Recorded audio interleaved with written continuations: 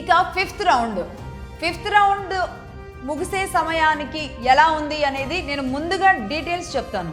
Fifth round complete అయింది. Fifth round కూడా చాలా ఫాస్ట్గా వచ్చేసింది. ఫోర్త్ నుంచి కౌంటింగ్ అనేది స్పీడ్ అందుకుంది. రౌండ్ స్టార్టింగ్లో ఉన్నంత లాగింగ్ కూడా లేని పరిస్థితి ఉంది. కాంగ్రెస్ ఇక్కడ 50,806 ఓట్లు కైవసం చేసుకుంది.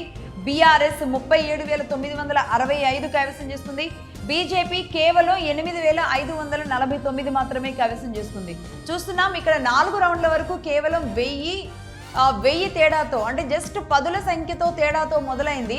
4వ రౌండ్కి వచ్చే వరకు దాదాపుగా 1900 అంటే 2000 వరకు చేరుకుంది. ఇప్పుడు ఏకంగా ఎంత లీడింగ్లో ఉన్నారంటే నవీన్ యాదవ్ ఫిఫ్త్ రౌండ్ వచ్చే వరకు 12,841 ఓట్ల తేడా.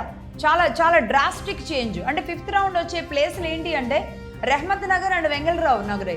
అంటే సెకండ్, థర్డ్, ఫోర్త్, ఫిఫ్త్ ఇవన్నీ కూడా రెహమత్ నగర్ అండ్ వెంగళరావు నగర్లోనే ఉంటాయి. ఈ ప్రాంతాలన్నీ ఇంక్లూడింగ్ ఎర్రగడ్డతో కూడా కలిపి. సో మొత్తంగా వెంగళరావు నగర్లో బాగా ఆధిక్యంలో కనిపించింది. నవీన్ యాదవ్ హవా కనిపించింది. మొత్తంగా జూబ్లీ హిల్స్లో మరి Revanth markka, Naveen Yadav markka, Congress markka, లేదంటే బీఆర్ఎస్ మీద వ్యతిరేకత, హైదరాబాద్ ఓటర్లకి మరి బీఆర్ఎస్ మీద ఏమైనా వ్యతిరేకత వచ్చిందా?